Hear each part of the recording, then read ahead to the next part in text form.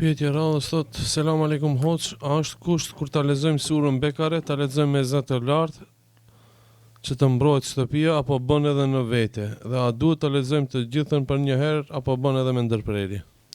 Se i takon përgjigjes e para, surën Bekare dhe çdo lexim tjetër të Kuranit, më i mira e të mirave është të lexohet me zë.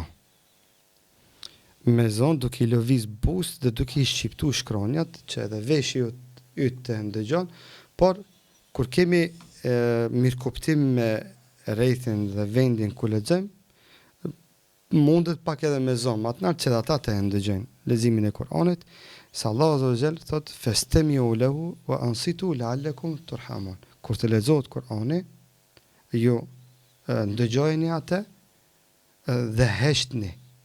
Mos falni.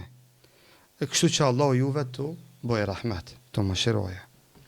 Që ta bën me dije se leximi i Kuranit me zë, që ndëgjënët të tjerit, është njëra nga shkaqet e momentet ku fitohet mëshira e Zotit.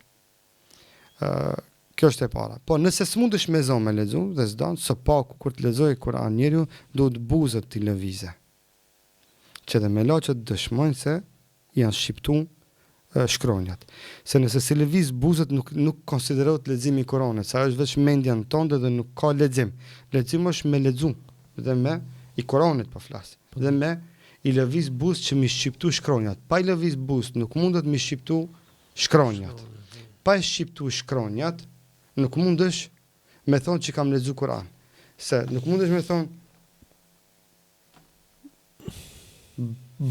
s'del bëja pa e bo të di buzë bashkë bë pa e bo.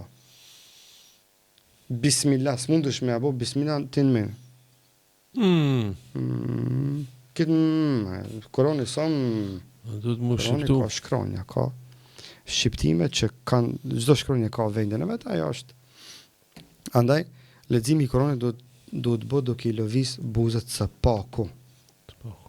Dhe më i mirë është që me lexu edhe me zë. Nëse pengon për rrethin, s'paku me zonë që ndëgjon ti vetveten. Sikur se për shembull, Bismillahirrahmanirrahim, alhamdulillahi rabbil alamin, arrahmanirrahim, maliki yawmiddin. Në këtë formë, kupton, që mos ti pengosh atë tjetrit. Kur e din se s'kan qef ato tjerit me ju pengu. Ke edhe një pjesë tjetër e pyetjes dhe a duhet për njëra apo pjesë apo? Po dhe po. Pak lexon, pak rre, po. Po, nuk prish punë. Nuk prish punë. Menacio është të lexohet sureja El Bekare. Pa më parasysh sa lexohet për njëra apo lexohet me pauza. Dhe e vazhdon çati ku e ke lënë, jo prej fillimit. Ke lexu 15 minuta, të ka një telefonat, e ke lënë, ke marrë ke fol telefon 15 minuta, masani e ke marrë ke pi një kafe, ke bën një pauzë, e ke vazhdu te faça 50 për shembull, e ke vazhdu pe atit ku e ke lënë dhe e ke çu pastaj deri në fund, sikur që është rendi në Bekare.